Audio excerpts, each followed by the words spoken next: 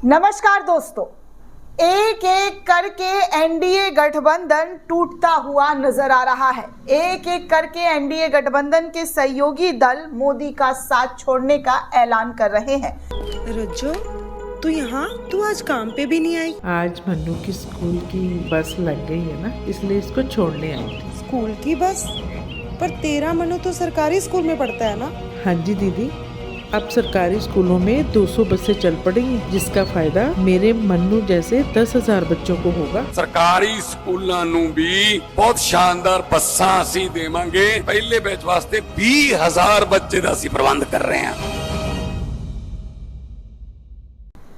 सुबह सुबह हमने दोस्तों आपको एक खबर बताई थी जीतन राम मांझी को लेकर कि जीतन राम मांझी का कैसे दर्द छलक रहा था। अब दोपहर होते होते यहाँ पर एनडीए के सबसे बड़े और खासम खास सहयोगी दल पशुपति पारस का जो है दर्द छलकता हुआ नजर आ रहा है। वो मीडिया के सामने एनडीए पर भड़ास निकालते हुए नजर आ रहे हैं। और यही नहीं, वो कह रहे हैं कि दलितों को, जी हाँ, दलितों को अनदेखा किया जा रहा है भारतीय जनता पार्टी के जरिए। मोदी की पार्टी दलित विरोधी पार्टी है, इस तरीके की बातें जो है पशुपति पारस के जरिए कही जा रही है। रामविलास पासवान के भाई चिराग पासवान के चाचा ने अपना पूरा भड़ास, पूरा गुस्सा मीडिया के सामने बीजेपी को लेकर निकाला है। सबसे पहले मैं आपको वो बयान दिखाना चाहूंगी, वो बयान सुनाना चाहूंगी जो पशुपति पारस के जरिए कही गई है। दोस्तों, वैशाली, जी हाँ, फर्स्ट बिहार झारखंड के हवाले से खबर आ रही है कि वैशाली में महुआ में पशुपति पारस का छलका दर्द। कहा, दलितों की पार्टी समझ एनडीए ने लोकसभा में एक भी टिकट नहीं दिया। इसके साथ, जी हाँ, हमारे साथ जो है विश्वासघात किया गया है।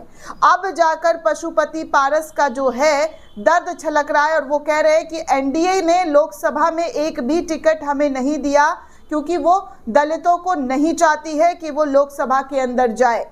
दलित की पार्टी समझकर एनडीए ने हमें लोकसभा से जो है किनारा किया, लोकसभा में हमें टिकट नहीं दिया। इस तरीके की बातें जो है पशुपति पारस के जरिए कही जा रही है। दोस्तों, अब देखिए, राहुल गांधी ने जो कहा, उनकी एक एक बात ऐसा लग रहा है सच हो रही है, क्योंकि राहुल गांधी लगातार बीजेपी पर ऐसे ही आरोप लगाते हुए नजर आ रहे हैं कि ये दलित विरोधी पार्टी है, दलितों का वो साथ नहीं देते हैं, दलितों को वो आगे बढ़ते हुए देखना नहीं चाहते। और यही वजह है कि जातिगत जनगणना को लेकर भी बीजेपी कैसे पीछे है, कैसे बैकफुट पर है। वो नहीं चाहती है कि किसकी कितनी भागीदारी है, कितनी हिस्सेदारी है, उस पर चर्चा हो, लोगों को पता चले कि उनका क्या रोल है इस देश में। लेकिन बीजेपी चाहती है कि, मतलब बीजेपी बार बार कहती है कि राहुल गांधी दलित विरोधी है, राहुल गांधी दलित विरोधी। अब देखिए, बीजेपी के खुद के सहयोगी दल एनडीए जो हमेशा से बीजेपी का साथ देते हुए नजर आए हैं, सरकार बनाने से लेकर हर एक बिल में उनको सहयोग सपोर्ट किया है, आज वो खुलकर इस तरीके की बात कह रहे हैं। तो कहीं ना कहीं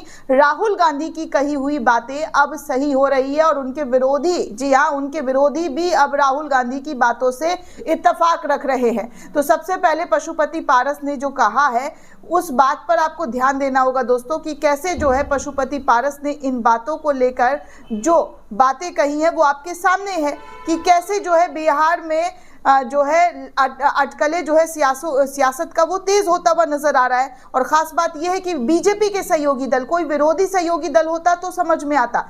अभी कुछ दिन पहले भी दोस्तों लालू यादव के जरिए कहा गया था कि पशुपति पारस जो है उनकी पार्टी के साथ आ सकते हैं, उनके साथ गठबंधन की जा सकती है।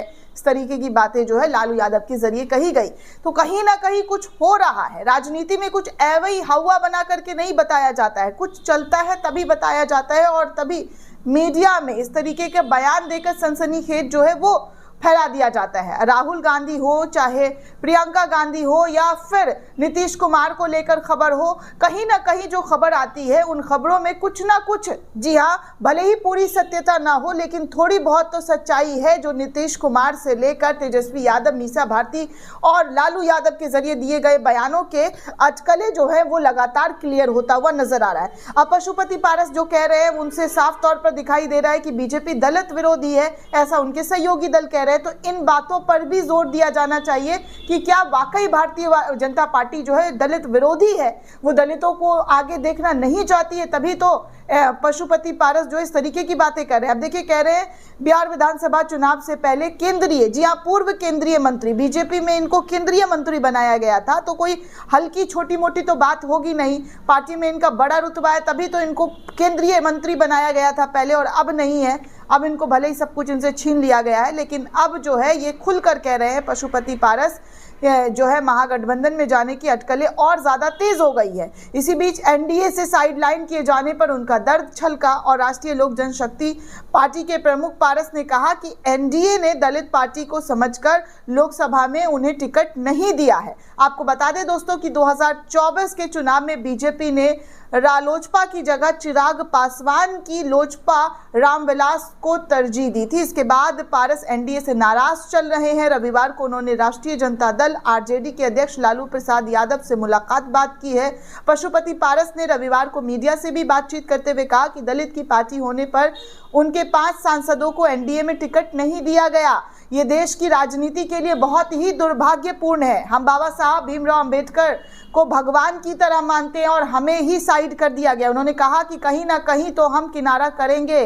फिलहाल सभी 243 विधानसभा सीटों पर संगठन को मजबूत किया जा रहा है। आगामी दिनों में जो है रालोचपा राष्ट्रीय कार्य समिति की बैठक बुलाई जाएगी और इसके आगे की रणनीति पर फैसला किया जाएगा। महागठबंधन में जाने के सवाल पर रालोचपा प्रमुख ने कहा कि अभी इस बारे में इस चीज को राज ही रहने दीजिए, यानी कि पर्दे में रहने दो, पर्दा ना उठाओ। तो इस तरीके की संकेत जो है वो पारस के जरिए दी गई है। दोस्तों, आपको बता दें कि पशुपति पारस ने रविवार को आरजेडी के सुप्रीमो लालू यादव से बात की है। दोनों नेताओं के बीच लगभग 1 घंटे तक बातचीत हुई। आरजेडी सूत्रों के अनुसार रालोचपा के महागठबंधन में शामिल होने की संभावना को लेकर बातचीत जो है लगातार की जा रही है और किसी भी वक्त इंडिया गठबंधन में रालोचपा के नेता पशुपति पारस जो है वो शामिल हो सकते हैं, ऐसी खबर निकलकर सामने आ रही है। कुल मिलाकर देखा जाए तो मोदी की मुसीबत जो है वो लगातार बढ़ती हुई दिखाई दे रही है उनके सहयोगी दलों के जरिए। दोस्तों, इस पूरे रिपोर्ट को लेकर आप क्या सोचते हैं, आपकी क्या राय, हमें कमेंट करके जरूर बताइएगा।